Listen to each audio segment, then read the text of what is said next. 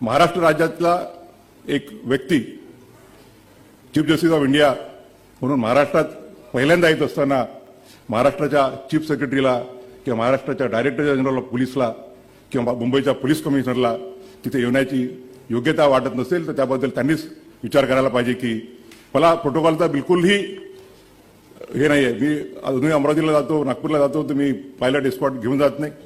Supreme कोर्टात येईपर्यंत अमरावतीला न्यायालयात असताना मी मोटरसायकलवरून फिरायचो मित्रांच्या. परंतु it's a question of respect by the other organs of the institution to the judiciary.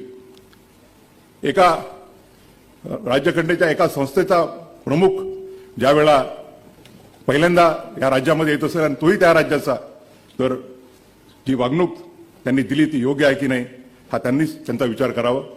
या लहान लहान गोष्टीमध्ये मला हे नाही. दुसरा एखादा आमच्यातला एखादा कोणी असता तर आर्टिकल 142 किंवा 140